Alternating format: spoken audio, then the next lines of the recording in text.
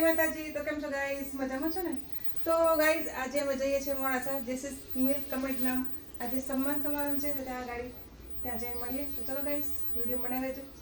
ગુજરાત રાજ્યના અરવલ્લી જિલ્લાના મોડાસા સેન્ટરમાં જેસીસ મિલ્ક કમિટીમાં આજે એક શ્રેષ્ઠ વ્યક્તિ તરીકે મારું સન્માન થઈ રહ્યું છે, જેની અંદર આપણે ત્યાં જઈએ છીએ. નગરસેવકો, ગ્રામજનો, સાધુ સંતો, મહંતોની હાજરીમાં જ્યારે સન્માન થાય છે એટલે એક પુરુષનું સન્માન નથી, એક નારી સશક્તિકરણમાં એક સ્ત્રીના કારણે પુરુષનો આટલો વિકાસ થયો છે. એટલે મારું એકાવનનું સન્માન નથી, પણ મારા ધર્મપત્ની જેમનું આજે સન્માન છે, જે બદલ હું ગર્વ અનુભવું છું. તો ચલો ગાઈસ ત્યાં જઈને મળીએ. તો ગાઈસ અમે નીકળી ગયા છે અને અત્યારે જઈએ છીએ બાયપાસ સહયોગ ચોકડીથી અંદર મોડાસા બજારમાં જવાનું છે.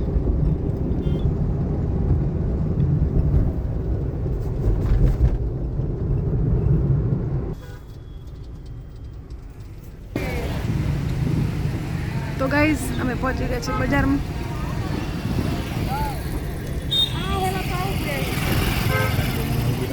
કરસંક્રાંતિના ફુગ્ગા છે.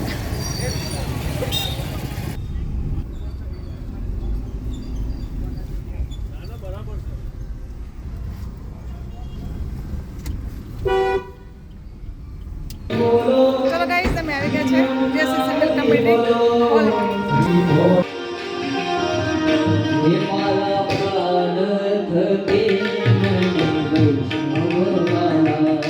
ભક્તોની કથા સાથે સાથે પંચ સંતોનું સન્માન સાથે સાથે પંચ શ્રેષ્ઠીઓનું સન્માન કે જે મોડાસા નગરની અંદર ખૂબ સુંદર કાર્ય કરી રહ્યા છે,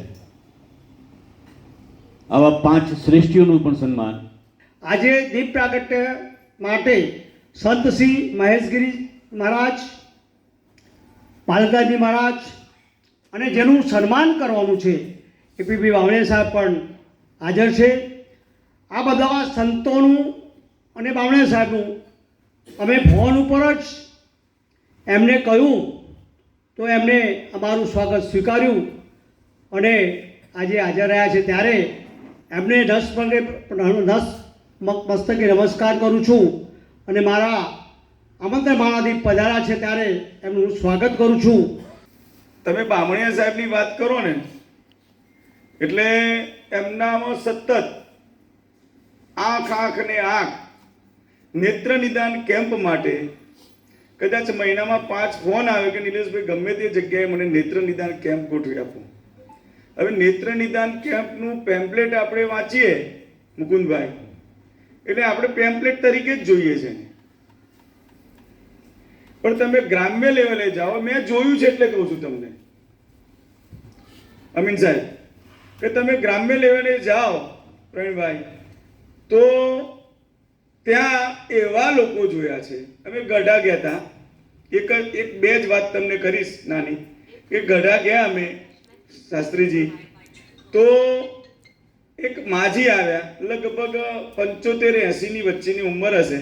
એમને ઉંમરની ખબર નહોતી. એક આંખ પથ્થરિયા મોતી થઈ ગયો હતો એટલે જોતા બંધ થઈ ગયા હતા. એટલે મને પણ સાહેબ સમજે કે ડૉક્ટર સાહેબ છે એટલે મારા જોડે આવ્યા અને એક આંખ કે સાહેબ ગમે તે કરો, આ હોશમાં મને દેખાતું થી અને મને ગમે તેમ કરીને જોતી કરો. એટલે મેં કહ્યું કે બા તમારા જોડે કોણ આવ્યું છે? એટલે કે છોકરો છે પણ એ તો દાળી ગયો છે. બીજું કોઈ કે છોરો પરણ્યો નથી. હવે મારે એના માટે રોટલા કરવાના હોય છે ને ભાઈ મને બિલકુલ ભાળતી નથી. એટલે એમની જે વેદના હતી ને અંદરથી બોલતા હતા. હું તો આ સરળ ભાષામાં વાત કરું છું, પણ જે વેદના હતી મને એમ થયું કે સારું આ તો બહુ જ મને કે હું બાથરૂમ સુધી પણ જઈ શકતી નથી. મેં ત્યાં ડૉક્ટરે એમને કહ્યું બેન પહેલાં આ માજીને જુઓ. મેં તમારા છોકરાને બોલાવી લો. તો ડેરીના છોકરામાં એટલે ત્યાં માજી આમને તું એ પહેલાં અમે એક કેમ્પ કર્યો હતો. તું લઈને કેમ ના આવ્યો? તો આંખો બંધ કરો અને કલ્પના કરો કે હવે મારે બહાર જવું છે કે મારે પગથિયા ઉતરવા. 2 જ મિનિટ આંખો બંધ કરીને તમે જુઓ તો આંખોની કિંમત આપણને ખબર પડે છે. ને એવી એ માજીને બીજી આંખોનું મોતિયાનું ઓપરેશન કર્યું. એ માજીને મળવા અમે 6 મહિના પછી એક કાર્યક્રમમાં ગયા માજીના ઘરે મુલાકાત લીધી ત્યારે માજીના જે રીતે વાત અને એમના ચહેરા ઉપરનું અમે જોયું ત્યારે એમ લાગ્યું કે ખરેખર બામણીયા સાહેબના ટીમ દ્વારા ટાઈમસર પહોંચીને એમનું ઓપરેશન થઈ ગયું. એ પણ મોતિયો પાકી ગયો કે આજના સન્માનમાં આમ તો રૂટીન મુજબ સન્માન બધાનું કરતા હોઈએ છીએ, પણ એમનું નામ બી જલારામ બાપાની કથાના દિવસે જ એમને ઓટોમેટિક આવી ગયું.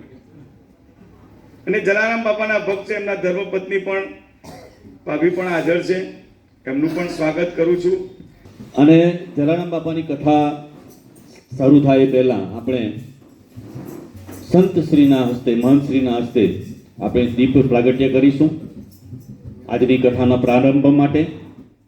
તો મહંત શ્રી મહેશગીરી બાવજી ઉપસ્થિત છે દેવરાજ ગામ, અને મહંત શ્રી બાલકદાસજી મહારાજ કબીર કુટીર ડુગરવાડા ઉપસ્થિત છે. ત્યારે બંને મહંતશ્રીઓને હું વિનંતી કરીશ કે દીપ પ્રાગટ્ય કરી આજની કથાને ખુલ્લું મુકાવડાવે.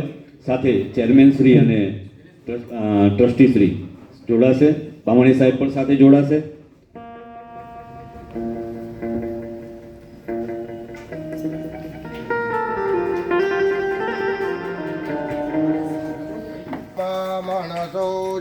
चक्षुः सूर्योरयायत श्रोत्रद्वायुश्च प्राणश्च मुखा अग्निरजायत.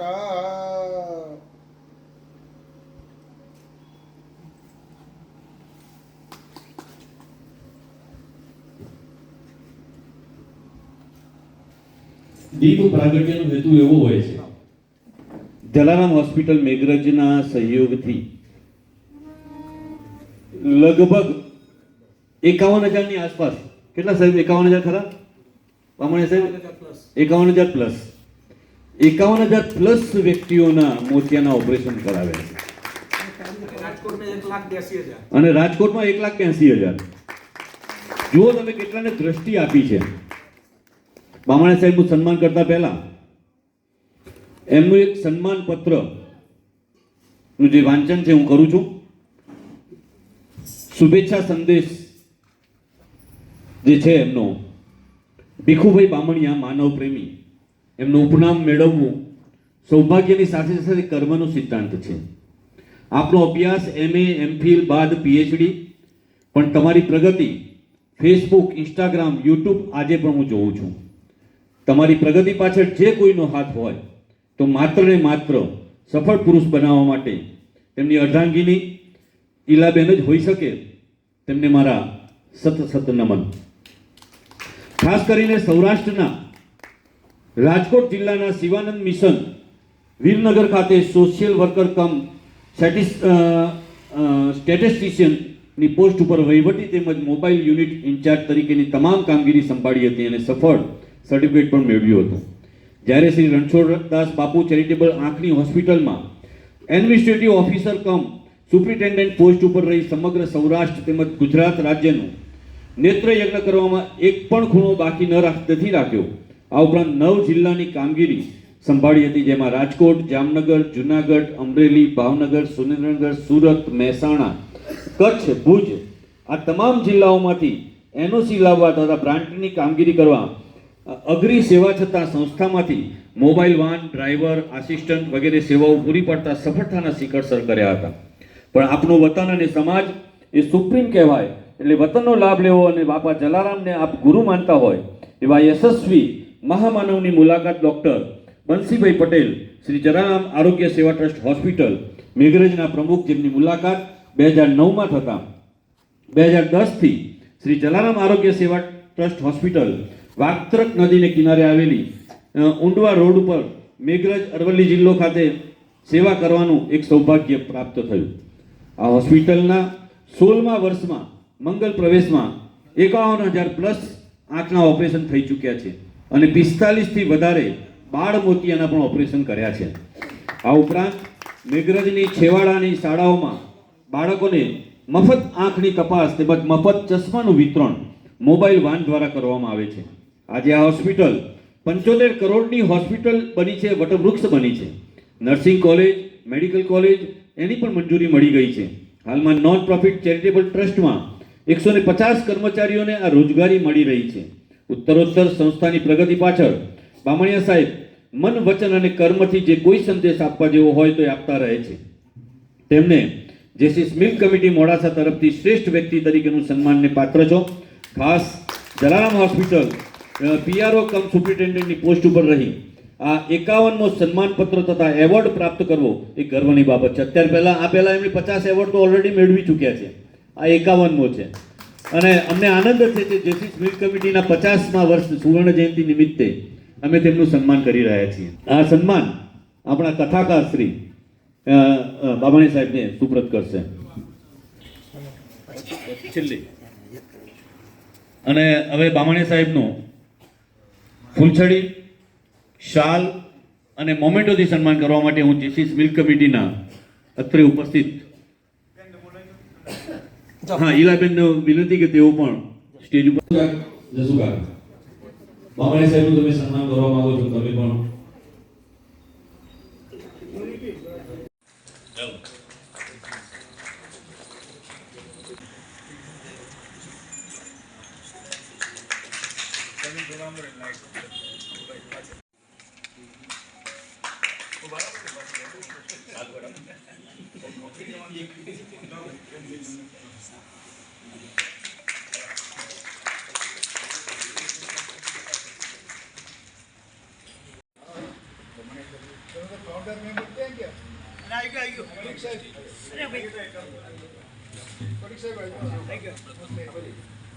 અને જસાબેન હોય તો જ જસુકાકા કામ કરી શકે. એટલે કોઈ પણ પુરુષની સફળતા પાછળ તેમની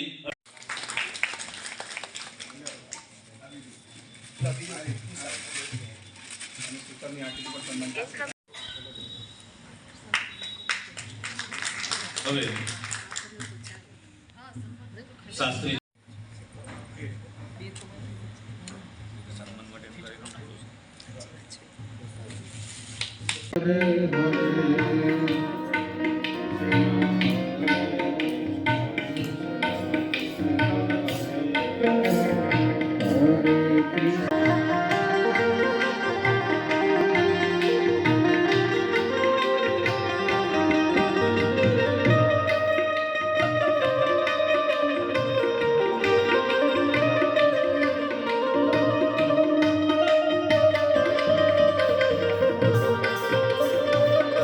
અને એનું એક કાશ પાછું શાંત પણ બની જવું હોય તો રામ છે, જેની આંખોમાં તિતિક્ષ છે, જેની આંખોમાં સુહૃદ છે, જેની આંખોમાં સર્વ દેહી નામ છે, એવું કોઈ તત્વ હોય તો એ રામ છે.